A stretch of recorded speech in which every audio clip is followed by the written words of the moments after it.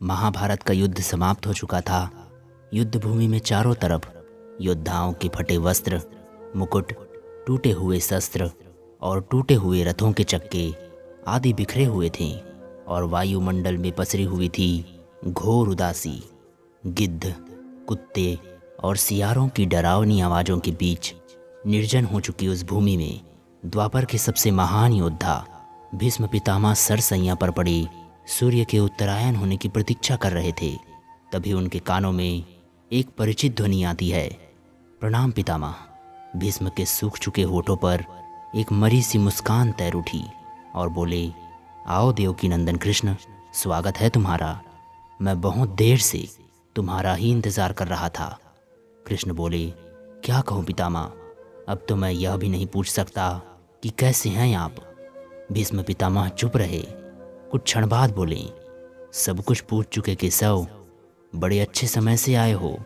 संभवतः मेरे शरीर छोड़ने से पूर्व मेरे अनेक भ्रम समाप्त हो जाएंगे। कृष्ण बोले, कहिए पितामह। भीष्म पितामह ने कहा, एक बात बताओ कृष्ण, तुम तो ईश्वर हो। कृष्ण ने बीच में ही टोका और कहा, नहीं पितामह, मैं तो आपका पौत्र हूँ, ईश्वर नहीं। भीष्म उस घोर पीड़ा में भी ठहाके लगाकर हंस पड़े और बोले, कृष्ण, मैं अपने जीवन का स्वयं कभी आकलन नहीं कर पाया। संभवतः नहीं जानता कि यह अच्छा रहा या बुरा, पर अब तो इस धरा से जा रहा हूँ कन्हैया, अब तो ठगना छोड़ दो। कृष्ण भीष्म पितामह के थोड़ा पास आए और बोले, कहिए पितामह, क्या पूछना चाहते हैं आप। भीष्म पितामह बोले, एक बात बताओ कन्हैया, इस युद्ध में जो भी हुआ वह ठीक था क्या। कृष्ण ने कहा, किसकी ओर से पितामह, पांडवों की ओर से या कौरवों की ओर से। भीष्म पितामह ने कहा, कौरवों के कृत्यों पर चर्चा का तो अब कोई अर्थ ही नहीं रह जाता कन्हैया, पर क्या पांडवों की ओर से जो हुआ वो सही था क्या। आचार्य द्रोण का वध, दुर्योधन की जंघा के नीचे प्रहार, दुशासन की छाती का चीरा जाना, जयद्रथ के साथ हुआ छल, निहत्थे कर्ण का वध, ये सब ठीक था क्या। कृष्ण ने कहा, इसका उत्तर मैं कैसे दे सकता हूँ पितामह, इसका उत्तर तो पांडवों को देना चाहिए। मैं तो इस युद्ध में कहीं था ही नहीं पितामह। भीष्म पितामह ने कहा, अब भी छलना नहीं छोड़ोगे कृष्ण। अरे पूरा विश्व भले ही कहता हो कि महाभारत अर्जुन और भीम ने जीता, पर मैं यह जानता हूँ कन्हैया, यह केवल तुम्हारी और केवल तुम्हारी ही विजय है। मैं तो उत्तर तुम्ही से पूछूंगा कन्हैया। भीष्म पितामह के इतना कहते ही कृष्ण थोड़ा गंभीर स्वर से बोले, तो सुनिए पितामह, कुछ भी बुरा नहीं हुआ, कुछ अनैतिक नहीं हुआ, वही हुआ जो होना चाहिए। भीष्म पितामह ने कहा, यह तुम कह रहे हो केशव, मर्यादा पुरुषोत्तम श्री राम का अवतार कृष्ण कह रहा है। यह छल तो किसी भी युग में हमारे सनातन संस्कारों का अंग नहीं रहा, फिर यह उचित कैसे हुआ। कृष्ण ने कहा, इतिहास से शिक्षा ली जाती है पितामह, पर निर्णय वर्तमान की परिस्थितियों के आधार पर लेना पड़ता है। हर युग अपने तर्कों और अपनी आवश्यकताओं के आधार पर अपना नायक चुनता है। राम त्रेता युग के नायक थे, मेरे भाग में द्वापर आया।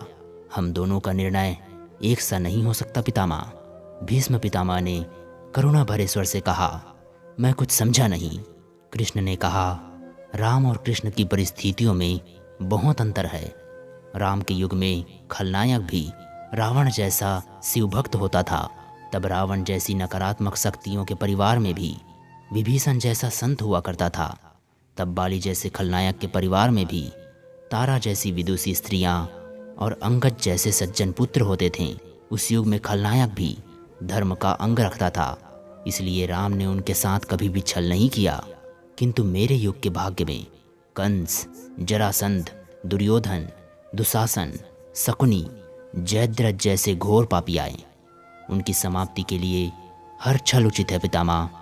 पाप का अंत तो आवश्यक है पितामह, वह चाहे जिस विधि से भी हो। भीष्म पितामह ने पुनः प्रश्न किया, तो क्या तुम्हारे इन निर्णयों से गलत परंपराएं नहीं प्रारंभ होगी केशव। क्या भविष्य तुम्हारे इन छलों का अनुसरण नहीं करेगा, और यदि करेगा तो क्या उचित होगा कन्हैया। कृष्ण ने कहा, भविष्य तो इससे भी नकारात्मक आ रहा है पितामह। कलयुग में तो इतने से भी काम नहीं चलेगा।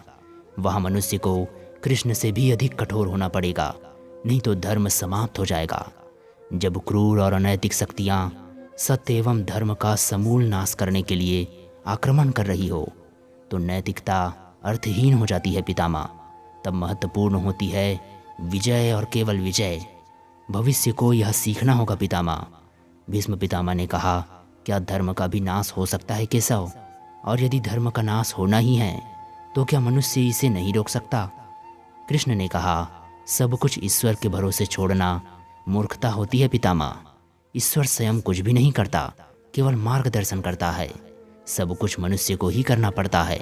आप तो मुझे भी ईश्वर कहते हैं ना, तो बताइए पितामह, मैंने स्वयं इस युद्ध में कुछ किया है क्या? सब कुछ पांडवों को ही करना पड़ा ना पितामह। ईश्वर स्वयं कुछ नहीं करते, ईश्वर सिर्फ राह दिखाते हैं। सब कुछ हमें ही करना पड़ता है और ईश्वर के भरोसे हाथ पर हाथ रखकर बैठे रहना तो मूर्खता है। कर्म तो सबको करना ही पड़ेगा। दोस्तों, आशा करता हूँ कि यह वीडियो आपको अच्छा लगा होगा। अगर यह वीडियो आपको पसंद आई है तो वीडियो को लाइक करें और चैनल को सब्सक्राइब करें, ताकि हम रोज़ आपके लिए ऐसी ही ज्ञानवर्धक व प्रेरणादायक बातें लाते रहें। और अपनी सहमति बताने के लिए कमेंट में जय श्री कृष्ण ज़रूर लिख दीजिएगा। चलिए मित्रों, मिलते हैं आपसे अगली कहानी में। तब तक के लिए अपना ध्यान रखिए और खुश रहिए। जय श्री कृष्णा। राधे राधे।